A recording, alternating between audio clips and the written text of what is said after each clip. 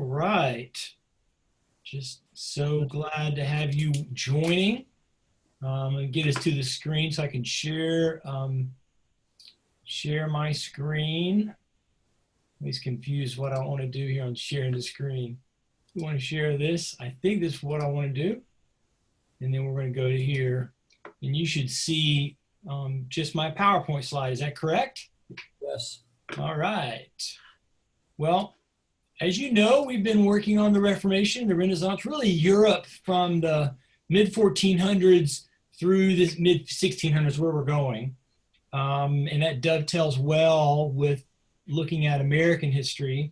And I'm still not entirely sure what we're going to do next month. I think we may just skip right over the early American history, which we actually covered last year. There's nothing wrong with doing some of that again, and make our way into the Civil War. That's kind of what I'm thinking right now. Whether we do or not, we'll play it by ear. But so in the process, we're going to finish up the Reformation. And the Reformation doesn't end with the Reformation's got 3 or 4 more sessions to go as we look to see the fallout of what happens from the social movement. So there's a social movement, which we've been discussing, that then segues into a nationalistic movement.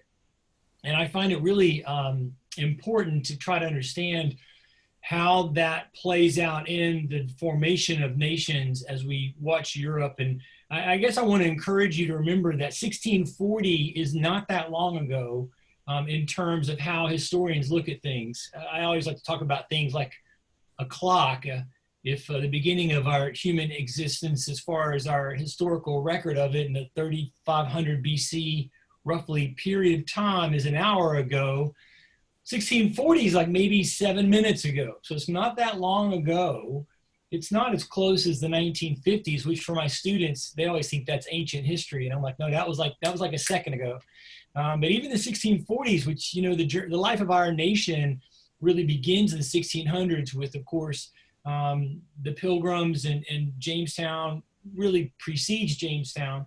But that's not all that long ago when you look at how the history of the world works out. So when you try to understand modern history, you really start at this moment. When I teach the modern European history class, we start in the 1640s, and I will spend a little bit of time, not a lot, backing up to the Renaissance and the Reformation, because I think if you don't understand the Renaissance in particular, and then the Reformation and the scientific revolution, and to some degree the exploration revolution in extension, then you don't understand modern history. It's just going to be very impossible for you to grasp why things are the way they are.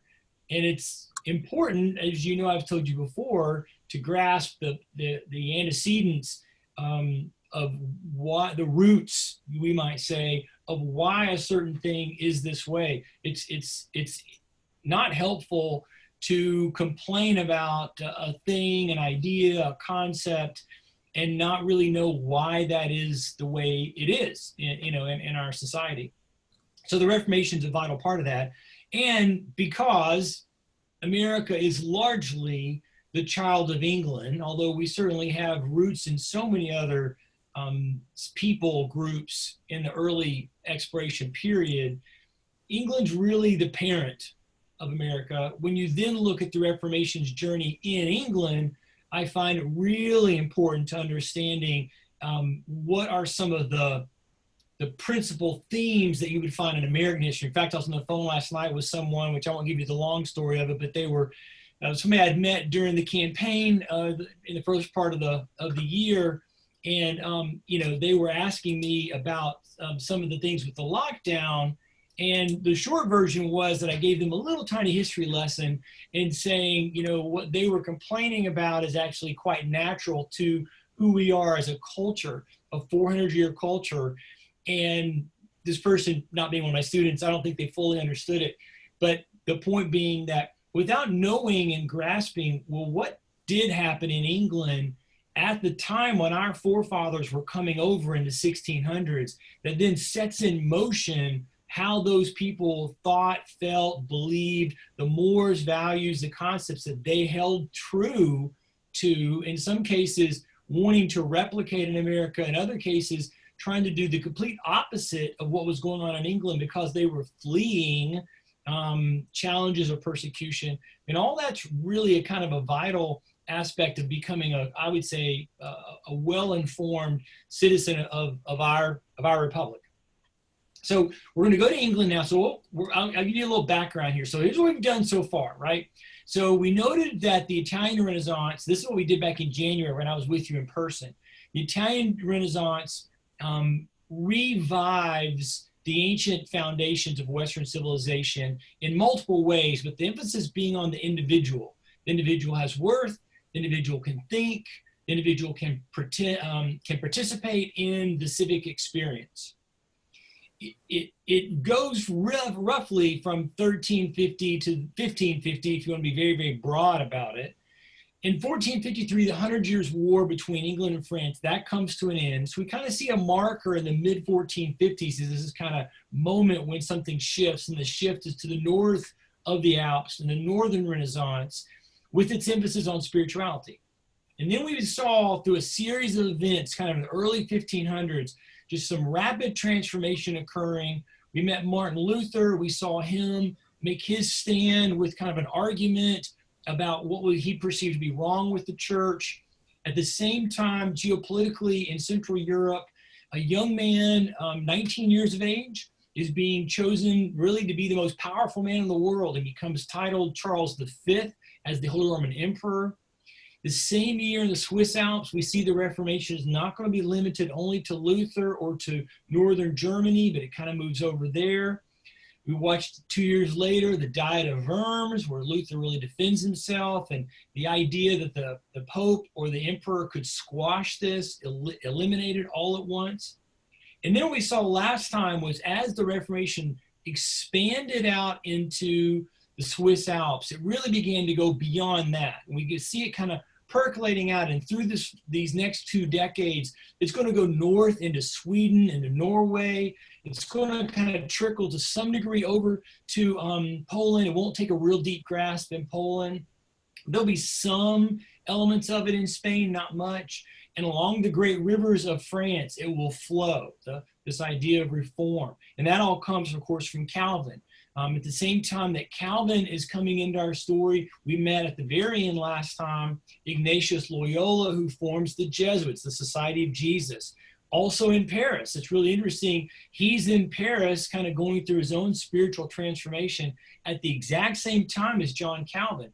And Calvin's transformation will lead him to flee Paris and end up outside of Switzerland at Basel, and where he will write the Institutes of the Christian Religion. And we noted as we closed that John Calvin and Loyola will to some degree be these central figures of the next iteration of the Reformation, which, as we will see next time, gets summarized in a phrase called the Wars of Religion. Now, I don't like that phrase, although it is the historical term that we use. The reason I don't like it is because it too easily plays to people's misconceptions, I would suggest, that religion and spirituality always leads to war and conflict, ergo it's bad or should be ignored or even banned or try to be stopped. What happens in the 1500s, as we've been seeing already, is that religion, as has always been the case throughout the human experience, plays a central role in the formation of what a people will be in a certain civic geographical location. And so this isn't a new thing that's happening. And in that idea, excuse me, in that idea of a place wishing to express itself as a thing, so a kingdom, an earldom, a dukedom, the person at the top will want to control, like controlling a horse, the power, and often will not be able to.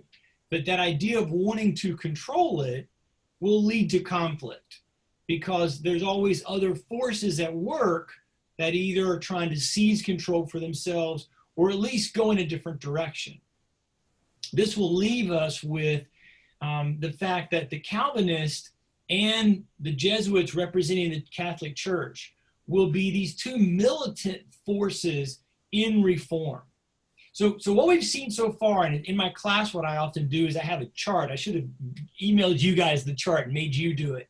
But a chart where you can track all these reforming forces that occur in these first 4 decades. And what you see is that there's iterations of opposition, right? There's iterations of how much they want to depart from the Catholic Church. And most of these thoughts amongst the reformers, so all the reformers, Calvin, Grable with the Anabaptists, Zwingli, Luther, all of them are coming at it from a religious point of view. So for the reformer themselves, it is religious first. But as we noted, politics gets in the mix of the story. And if you were tracking those 4, so Luther, Zwingli, the Anabaptists, and the Calvinists, and you were saying, what's the relationship to Catholicism? It would be from, moderate with Luther. So moderate, we'll play nice, we won't have to be too ugly, to more combative with Zwingli, and then very combative with the early Anabaptists and with Calvin. So again, Calvin and Calvinism becoming the most militant, most determined to challenge the status quo, both educationally, politically, very aggressive, and they're matched in that intensity coming out of the Council of Trent by the Jesuits. Well, I say all that to put into contrast what we're going to see now. With England, it's completely the opposite story. In fact, you could make the argument, it wouldn't be completely accurate, but you could make the argument that in England, the journey to what we call the Reformation, ending up in a thing called Anglicanism, is all political. There's just a little tiny bit of religion in the story. So that's why you always like to talk about the Anglican and English story in isolation from what we've been seeing on the continent, because there's no real zealous reformer. There's a few who I'll introduce to in a minute, but there's no real over-the-top person who has this theological background, has been in seminary, has been a priest, has been teaching. It's just all politics. And I like that for us because it doesn't serve as a contrast in total to the others. Because remember, when we saw Frederick the Wise, Duke of Saxony, defending Luther, he was doing, to a large degree, the very thing we're going to see Henry VIII doing, using religion as a weapon to maintain some degree of independence for what he, Frederick, wanted to do. When Philip of Hesse, who we met last time, tried to work things out between Zwingli and Luther, he wasn't just doing it out of a religious motivation. There was some of that. But Philip was also thinking politically, in that we need to be able to defend ourselves, all of us who have reformed and are protesting, because the emperor is not going to let it lie. And so there's always that side of it. And so getting introduced to the English story is very helpful. Now, to do that, we're going to back up. All right, so we're going to back up to where I just was. The 100 Years' War had occurred. We mentioned this when we talked about the Renaissance earlier, because that century of the 1300s, loosely, is the one century we could say is a dark century. But in the process, England plays this role, and she's on the losing end, right? She goes in, if you remember the story of the 100 Years' War, at one point she controls 2/3 of Old Gaul, modern day France, and looks to be on the winning side. And had fate been more on her side as far as her monarch, I think she would have. And now we would have a very different world history without a France. But she doesn't. In the mix of it, one of the reasons why England doesn't is because of what's happening at home. And what's happening at home is the current family, the Plantagenet, I can never say their name very well, dynasty, is struggling to maintain control of the throne. I'll show you a map of England in just a second. But when you look at a map of England, think back in your mind. I'm not going to scroll back to it now.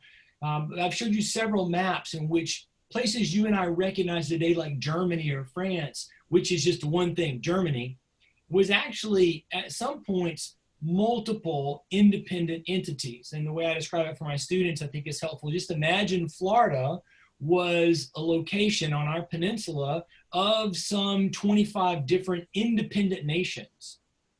And if you can just let yourself go for a second and think of it, you can say, yeah, I bet Miami and Fort Lauderdale could be its own kingdom, and Jacksonville would be its own kingdom, and Orlando would be its own kingdom, and smaller places like Sebring maybe, or Haines City or Lakeland would be struggling about their own independence, and Pensacola and Tallahassee. And you can see how there could be just kind of this moving mix of locations and boundaries between these independent places.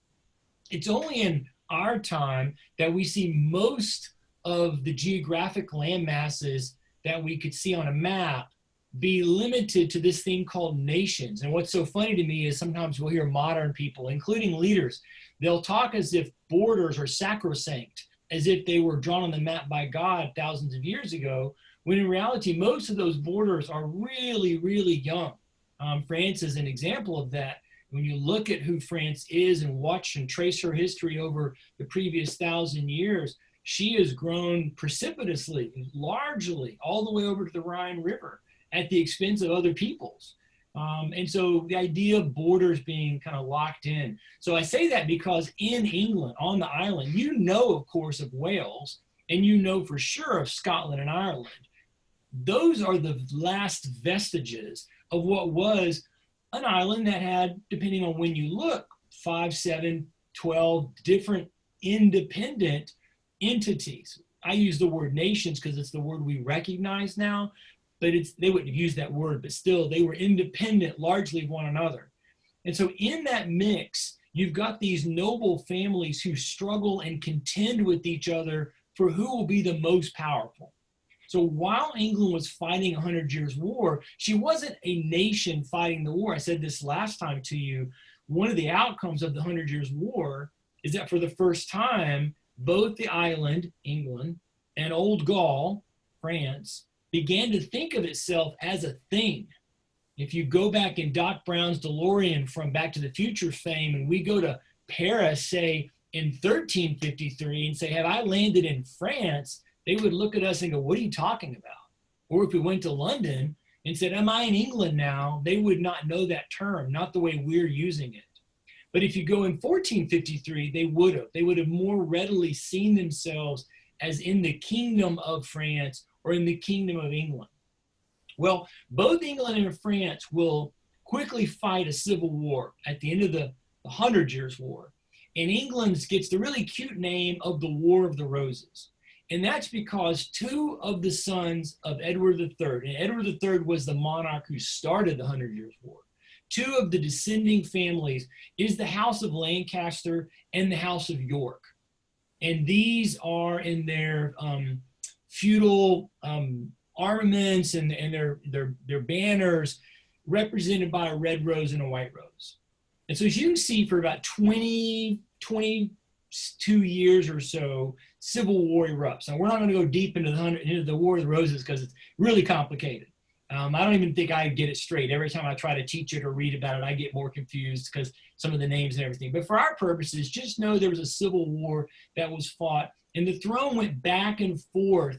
And here you can see a map that shows you some of the different areas of control of the two families, the two main families. And of course, if you really study this in depth, you realize there's more than two families. Just like in your family, you might have brothers and sisters, and typically the sisters have changed names and they're married into somebody else. So you get different family names, but they're all related back. And if your great-grandfather had married into a really wealthy family, even though you had changed your name, you might still see yourself as part of that very wealthy and probably powerful family, even though your last name is something else. And you, of course, got other families. We're all related to more than one family, right?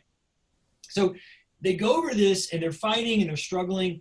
1471 is a significant moment because it kind of, the crown shifts from the Lancasters to the Yorks. Edward of York takes the crown. He becomes Edward IV. He dies early. He dies unexpectedly.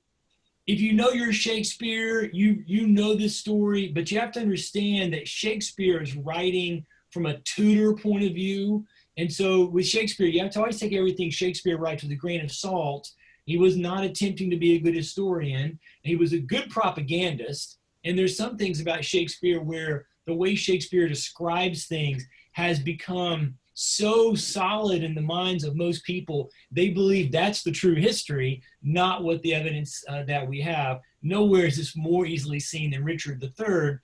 For Shakespeare and for the Tudors, Richard III is evil. He's the epitome of the evil uncle trying to kill the two sons. We don't really know what happened to the two sons of Edward IV. They might have been killed by Richard, but we still don't really ever have a solid answer. In any case, the Civil War all rolled to a point where a new player comes into the story, and that player is Henry Tudor. And he is the leader, surprising leader. It's really one of these bold gambles of history which paid off. And he fights against the king, and he wins in the Battle of Bosworth Field in 1485. So we're still 20, 30 years before Luther. I'm just keeping you in line there. Henry works to solve the problem of the Civil War by marrying his cousin, Elizabeth, who's of the York family, and they do largely solve this problem. But note what you could understand. This is really important to understand Henry VIII's motivation. Henry VIII, who we're not to yet, right? Everybody likes to pick on Henry VIII, perhaps appropriately or deservedly, with his 6 wives. But there is a backstory which provides, for me at least, some sense of like, oh, okay, I sort of see what's happening here.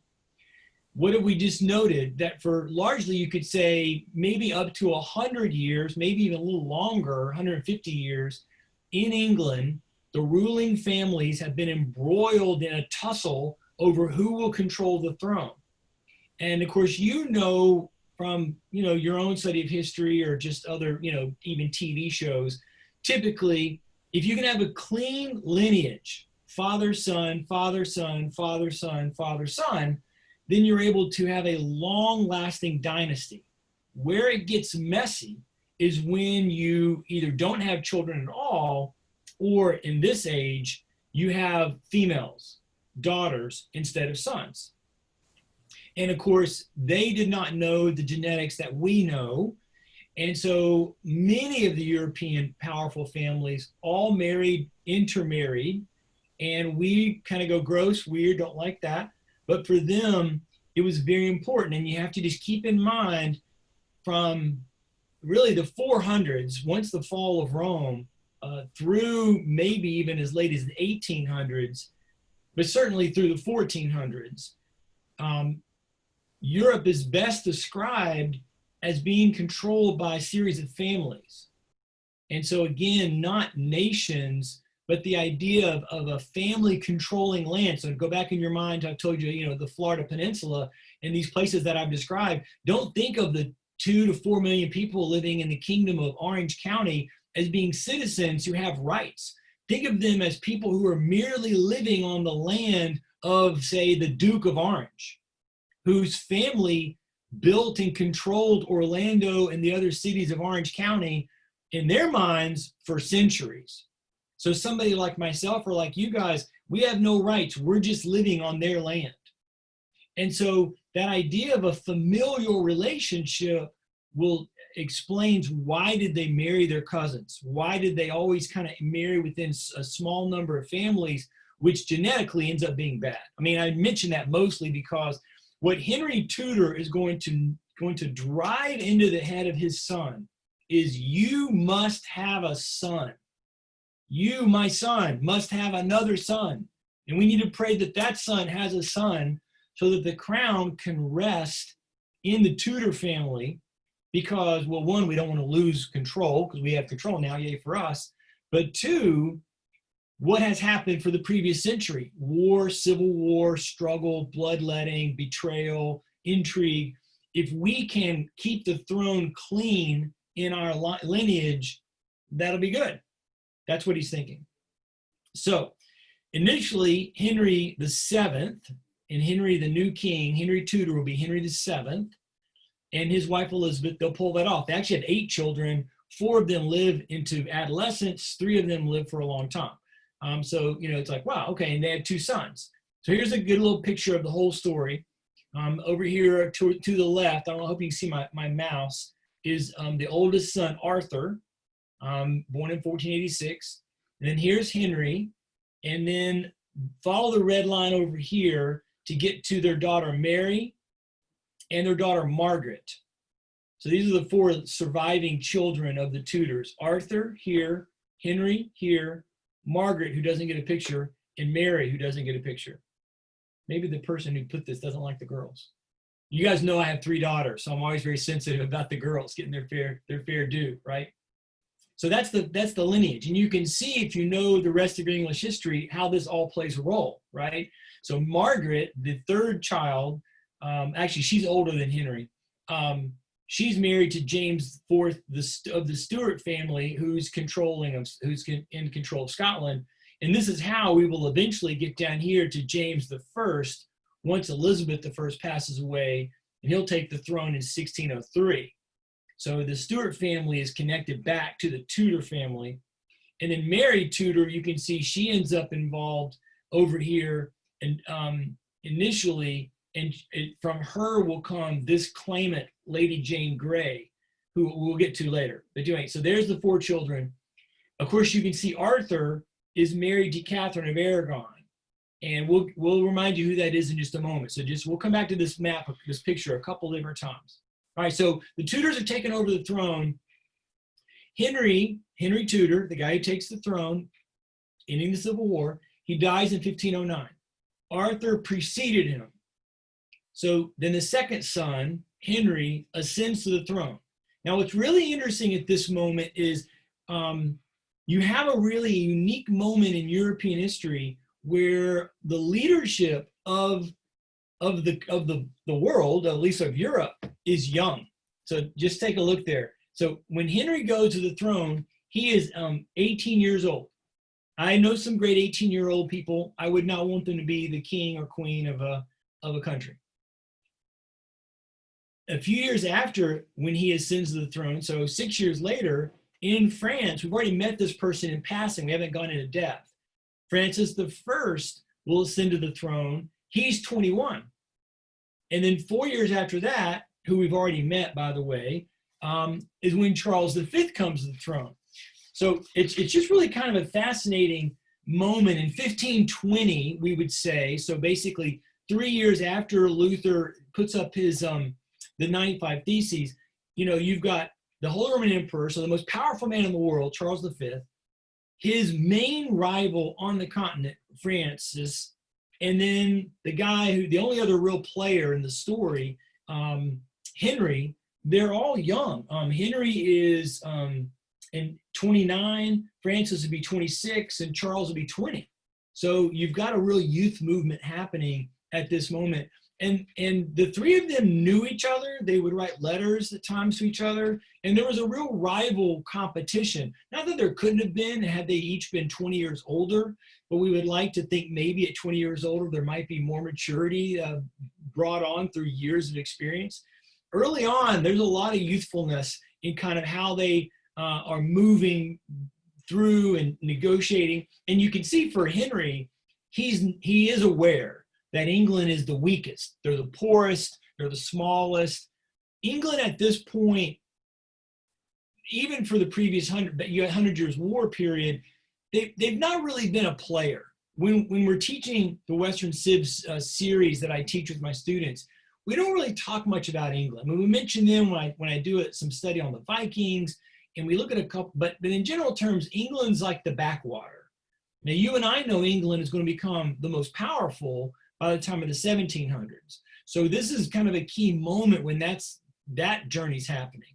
So Henry, he wants to try to be in the mix. He wants to be a player in the story. And of course, another player in the story obviously is the church itself. So the Pope could be like a 4th member of this kind of interaction of diplomacy. Now, when the Reformation starts, Henry, mostly to curry favor with the current Pope, Leo X, comes out against Luther. He writes a document against Luther in 1520. He's named Defender of the Faith. He's made, he tries to really play a key role in advancing the church's early attempts to have a statement against Luther. In England at this moment, there are many humanists. Again, the Northern Renaissance is not unknown in England. And there are people who are following Erasmus. They've been influenced by the Moderna Devotio. They know some of the Brethren of the Common Life that we've talked about before. And so they're interested, just like Erasmus was interested, in where Luther's going. And of course, their hope is in keeping with the Renaissance itself, so the advancement of the individual. As we saw, Luther's not really interested in that, and he and Erasmus will eventually part ways on the battle of free will, which for Luther is a spiritual issue, that you have a free choice about whether to accept or reject, God's gracious offer of mercy. But for Erasmus and for the other humanists, free will was an issue of independence of action, kind of an autonomy of initiative, that you can choose to do what you want as a peasant. You can move and live where you want, marry who you want, work where you want, that kind of a free will. And so we saw that clash between Erasmus and Luther, and the same emphasis is occurring in England. Probably the leading spiritual reformer amongst the English humanists would be William Tyndale. You may remember last time or time before last, we talked about how John Wycliffe in the late 1300s had written, had translated the Bible into English for the first time. Well, Tyndale, now following Wycliffe, does his own version, but he's using Erasmus's New Testament, which you remember, hopefully, 2 weeks ago when we looked at Northern Renaissance. Erasmus's New Testament was a really critical moment in advancing the Reformation and the Northern Renaissance. And it was largely opposed by the church and the papacy. So Henry persecutes Tyndale and eventually runs him out of England to, again, kind of curry favor with the Pope. So the point is, early on, Henry, in his late 20s, early 30s, is definitely coming out as not interested in the theological communication and conversation that Luther and Zwingli and these others are having, right? So then how do we end up in a Reformation? Well, we get there through the politics. Remember what I just told you. Henry would have known and would have just heard repeatedly from his dad, your key job is to maintain the family's control of the throne, and you're going to do that through having a son. Well, at this time, Henry was married to Catherine of Aragon. Now, remember on the chart I just showed you a second ago, back up here, Catherine was first married to Arthur. Now, this marriage was organized by Henry VII, and Henry VII was trying at that time of the marriage, so married 1501, right? So this is before Charles V becomes Holy Roman Emperor. He's trying to make sure that he can deal with the opposition from France, their enemy that they had just finished this 100 Years' War with, and sort of placate and maybe diplomatically negotiate with the Habsburg family, who you remember controlled basically everything else in Europe. But when Arthur died, Henry VII wanted to keep that relationship. So he organized a marriage between Catherine and his other son, Henry. Well, at this point, they've just had a series of miscarriages. There's been one child born to Catherine, and that's her daughter, Mary. But she's the only one. And so Henry is starting to get frustrated because he knows he needs to have a son, and quite honestly, he knows he's aging. And Catherine was not young either. And so he's like, I need to figure this out. But now this next slide is the really funky one I just showed you, but I went away from it really quickly. This whole thing's super complicated, all right? So I'll give you a chance to kind of look this over with. So over here on the right is where you see Catherine of Aragon. Her mom and dad are Ferdinand and Isabella, the same Ferdinand and Isabella who will send Christopher Columbus sailing the ocean blue. Well, really, Isabella does that. Their oldest daughter was Joanna. And we talked about this last time, how Joanna, who gets the nickname the Mad, and she wasn't angry, she was just somebody who they perceived to be maybe not all there, was married to Philip, who got the nickname the Handsome. I always thought that was kind of funny. Philip the Handsome marries Joanna the Mad. Philip is the Habsburg. So he's married off to the Spanish family, Joanna the Mad, because he's the male. The Habsburg line takes over. And as you can see, it's from their line that we get Charles V, who we've already met, right? So they end up having, from Charles V, who marries Isabella of Portugal, Charles's son is Philip. So Charles will ultimately organize a marriage to Philip. And Philip, of course, is the one who marries Mary. So that's down the road. Right now where we are is that Catherine, Charles's aunt, is married to Henry. So that means that when Henry is thinking, I want to get rid of this woman, it's not just a question of whether or not he can do that in some capacity. It's a question of potentially angering the most powerful man and his rival in age, Charles V. Now, there is a slight little spiritual back behind the scenes, which we won't get into. There's some biblical things that Henry thought he could kind of figure out with. But in any case, they're trying to say maybe the marriage was cursed and they couldn't have children. You and I know, of course, Henry's failure to have sons is more on Henry than it is on the wife, because we know the genetics of the sex of the child is all dependent on the husband, not on the wife. So, of course, they didn't know that at the time. So the women became easy to blame. The new pope at this point, not the one who had nominated Henry VIII to be the defender of the faith, is Clement VII. But he has been controlled, and in fact, at one point, Charles sends imperial troops into Rome to occupy Rome. So the new pope has no independence of action. Into the story, Henry sends the cardinal for England, Cardinal of Canterbury, Cardinal Wolsey. And Wolsey works diligently for a couple of years to try to work this out, the great issue of the king, right? They're trying to figure out, like, how can he pull this off and keep the king happy, but not get crossways with the Pope or Habsburgs. Unfortunately for Wolsey, in the end, it's impossible.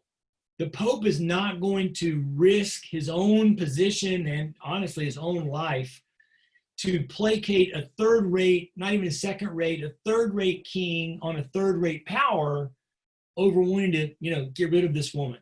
It's the Holy Roman Emperor's aunt. We're not going to touch that. So Wolsey basically loses his job and would have lost his life had he not died because he couldn't pull this off. And so then Henry is going, now what do I do? Again, know what the time it is. It's 1529. So on the earlier slides I was showing you, we've already had a lot of things happening in the Reformation. I mean, they're already fighting the first Capelle Wars in Switzerland, and there's all these things happening for Calvin over in Paris. So there's a lot of movement, and England's not really involved at all in any of that. Well, into the story for England comes two Thomases. Thomas Cromwell, and if you know your English history of Oliver Cromwell, it's the same family. And then later, at the bottom of this slide, Thomas Cranmer. Cromwell, think of them this way. Cromwell becomes like the administrative, political weapon that Henry needs. And Cranmer becomes the spiritual, philosophical, educational knowledge that Henry needs. He wants to be able to pull this off. He obviously doesn't want a war. He just thinks it should be something sort of simple, and he wants to do it in a way that won't get him crossways, and at the same time won't find himself kind of losing a theological debate should it come up. So Cromwell, at this point, there's no prime minister. That role doesn't exist, but he becomes the equivalent of a prime minister for the king. And under Cromwell, and with Cromwell's help, Henry will call for a parliament that goes down in history as the Reformation Parliament. This Parliament in 1531, with Cromwell's leadership, as you can see there, will take the radical step of acknowledging the king as, quote, singular protector only and supreme lord, and, as far as the law of Christ allows, even supreme head. Now, even if you're not Catholic, you know that the Pope is sort of like the head of the church. He's like the main guy, right? And so what Parliament is saying is, maybe Pope, but not here. And this is just an amazing moment in European history if you know your story of Christianity from the moment of Constantine making the Christian faith, you know, the dominant religion on the continent. 1532, Cromwell will go further and cut the financial ties between England and the papacy. And the Pope doesn't have a way to deal with this. Meanwhile, Cranmer will become the new Archbishop of Canterbury, and he will begin working out both in England. He'll actually travel over to the continent and speak to some other religious leaders, and he begins the process of making friends with some of the leading Reformed leaders. There's some evidence that he meets Luther. There's no evidence that he ever met Calvin. And so he begins to kind of work his way through the discussions of how he could negotiate, what kind of faith could he himself support. In 1533, the church will go further and deny the ability, the king will go further, deny the ability to appeal. Now, throughout medieval history, so for 1,000 years, the basic rules of law were that in certain matters, the only courts you could go to were a church court. And if your noble lord or your neighbor accused you of something, there was a whole set of what we would consider, you know, the laws of the land that you could appeal for support from the church itself and actually go to courts. There actually were courts that were set up. There were other courts and laws that were only the domain of the secular, so the king, the duke, those kind of people. So when they restrain the appeals, what they're doing basically is they're cutting off an avenue for Catherine to make an argument that she should not be divorced or annulled. Basically the same thing in their time period. Once they pull that off, once the Parliament does that, knowing that Anne was pregnant, the king's got to move quickly. They will annul the marriage. Cranmer will do that as the Archbishop of Canterbury. Basically, if the king is the supreme head, then his religious leader on the island is now the Archbishop of Canterbury. It's not to say that the Archbishop is the equivalent of the Pope. He's really the equivalent of the cardinal, we would say today, the leading religious figure for an area outside of the Pope himself. But that's pretty powerful. You can see then, unfortunately for Henry, Anne does not have the son that he wants either. He has another daughter, Elizabeth. We're still rolling, and that should be 1734, not 44, sorry. In November of 34, their Reformation Parliament passes the Act of Supremacy, which makes the official title of the king the supreme head of the Church of England. So in one fell swoop, Cranmer and Cromwell break the tie with Rome, and quite honestly, because of England's location, that it's an island, they were in a place where they could pull that off.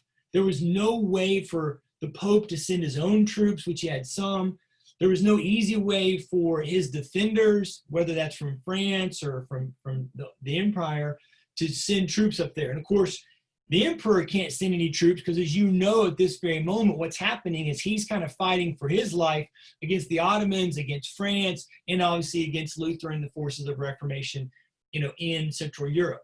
Now, just moving quickly to go through here, some more steps are taken by Cromwell and Cranmer that are important. Cromwell will pass the bill through Parliament that dissolves all monasteries, taking all the land. Now, what they do with the land is they sell it. They sell it out to the large noble families. Now look what that's going to do. That's going to plant seeds of loyalty, not so much to Henry, but to the reform itself, to the change itself, which you'll see in just a minute. Meanwhile, Cranmer will write the first official religious documents. It's somewhat the equivalent of Calvin's Institutes, but nowhere near as deep. It's kind of a blend between Calvin's Institutes and what Luther writes while he's in hiding, and he realizes, oh, I need to help my followers know what the church is supposed to look like. This 10 articles is very, very similar to Catholicism. There's 3 sacraments, not 7, and there's no purgatory. But beyond that, it's a lot of, I don't mean to be too flippant with Anglicans, and you may know in America, the American version of Anglicanism is Episcopalianism. What I jokingly tell my students is, when you look at the Anglican faith, it's basically Catholic light. It's all Catholicism, just not the Pope.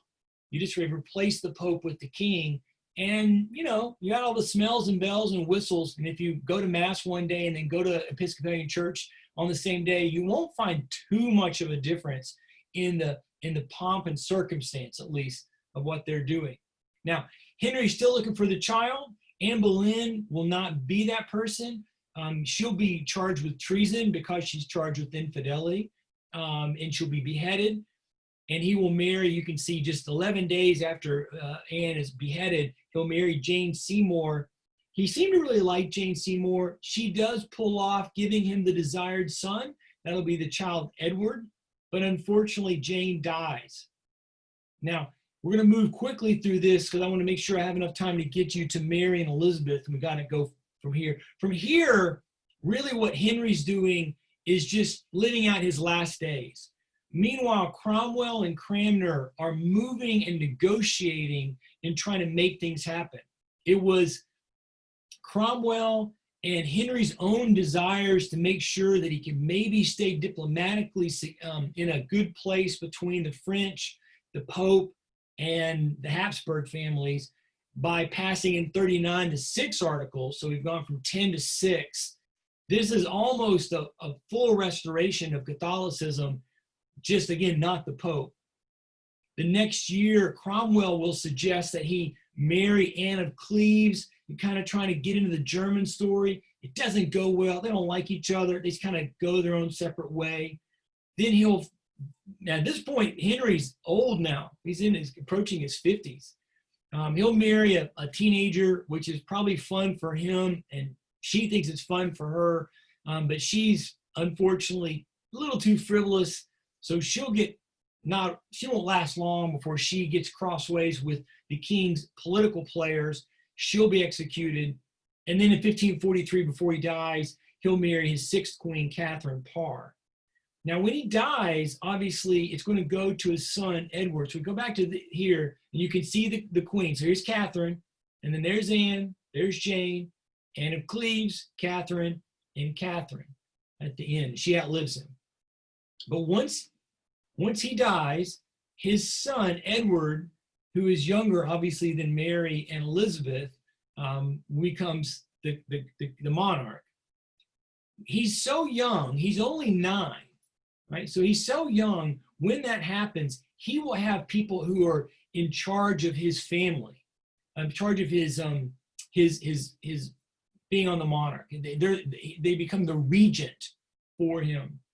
This gives Cranmer his moment to try to go further to the, not to Calvin, but in Calvin's direction of the theology.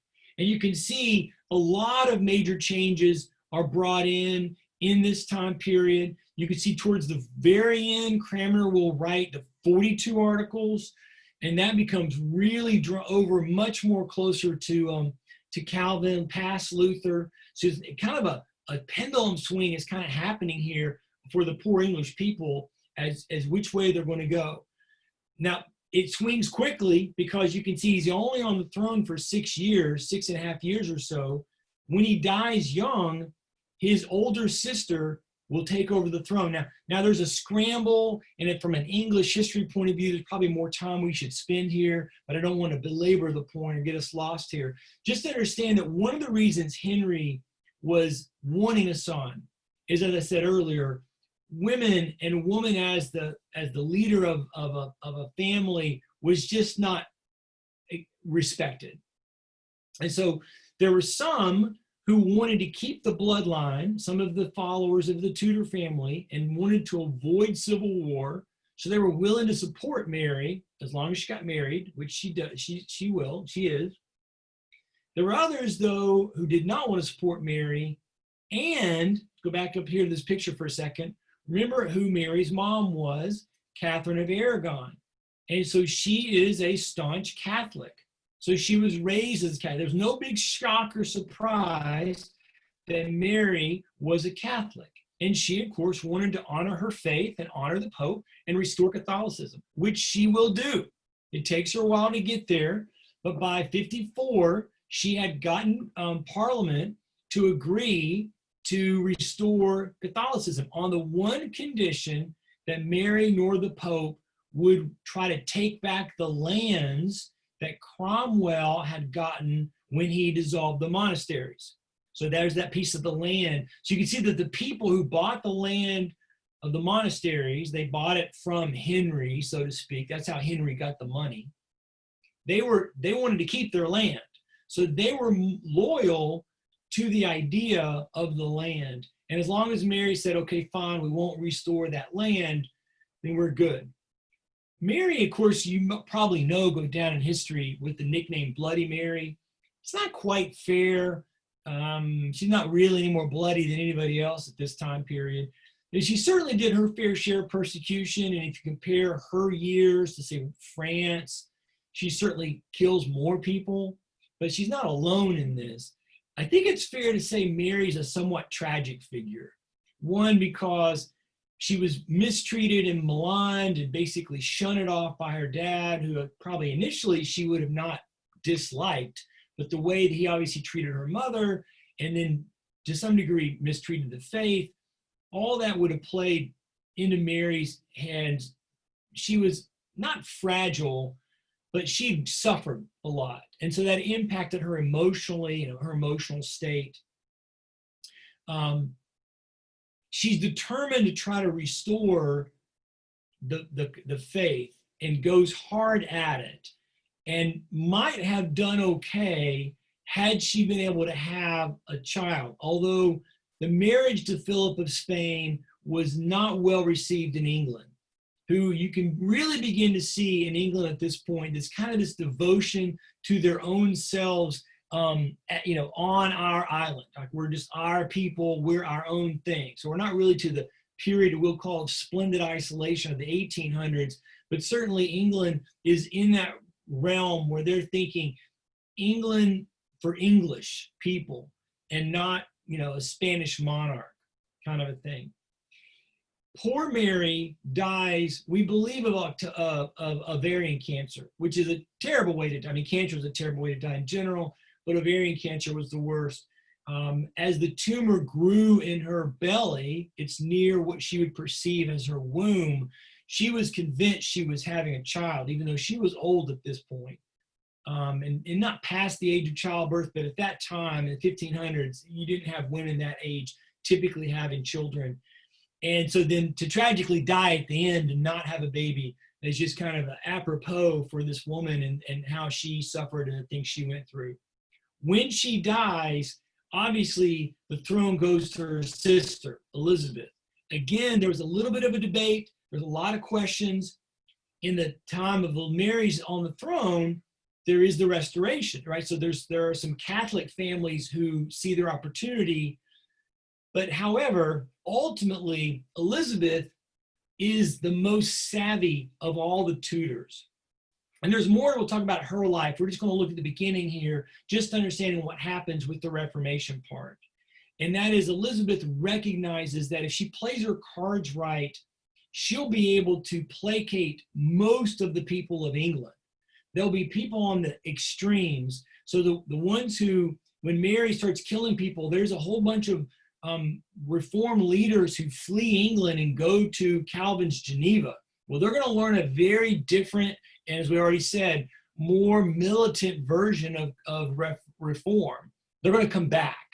They're not going like Elizabeth. And of course, on the other side, the Catholic side, they also will not like Elizabeth.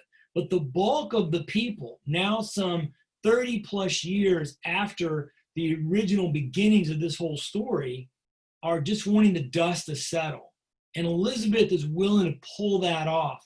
She is what we call a politique, which we'll get introduced to more when we get to Henry IV of France, which comes at the end of their whole civil war and religious war. So I won't get into it now.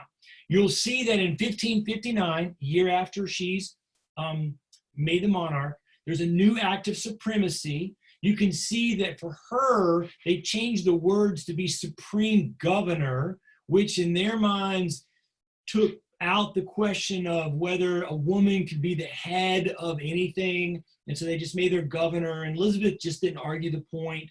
Although really, if you're a feminist or you're someone who wishes and is eager to trace the continued growth of female empowerment, of women kind of moving from a very maligned place to where we are currently, whether that's good enough or not, Elizabeth I is somebody you should study. She is brilliant. She's one of my favorite people. She's in my top 5 of all European leaders in all of European history. I love Elizabeth, and so you should study her. She'd be a great person to be in charge of things. Not perfect, nobody is.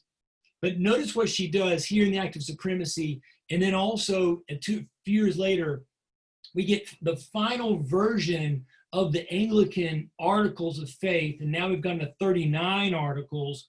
This one is the kind of coming back to this moment of trying to be nearly Catholic, but still some aspects of Lutheran reform, not really Calvin reform. And so we've gone on this journey for England where you can see, and the way I show my students is, it's kind of like pendulum swinging, or maybe just, whiplash effect. Look what the people would have gone through, right? So in 36, they were given the 10 articles, and then you can read there for yourself how you kind of walk that down.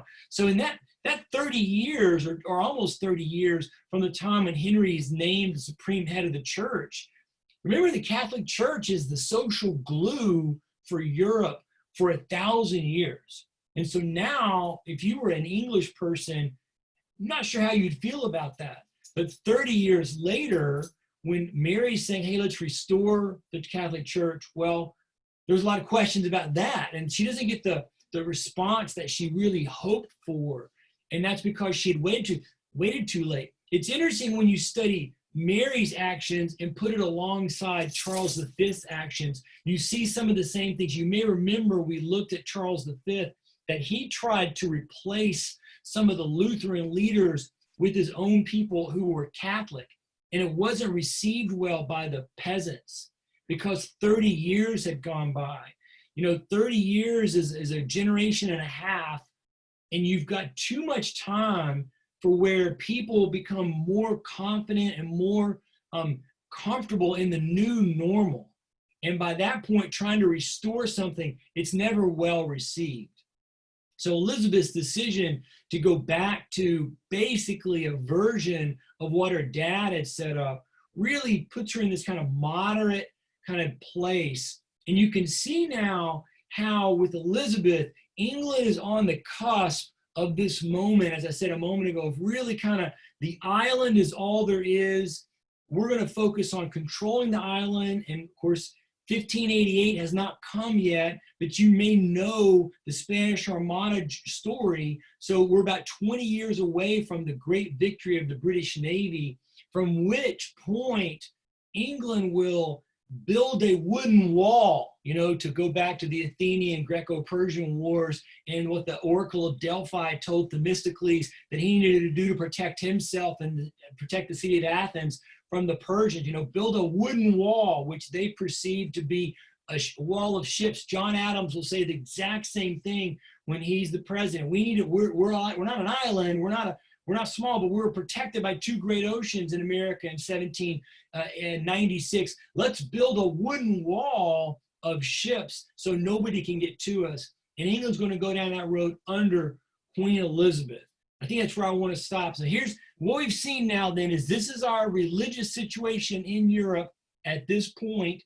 And as we said, it's not going to stay calm and peaceful because there are various and sundry forces, religious forces like the Jesuits and the Calvinists, and political forces like some of the people we've met and others who will be determined to still kind of keep the argument going, the disputation that Luther wanted to have, but also the geopolitical construct of who are we in this geographical locale, and who gets to make that decision, who gets to make the call.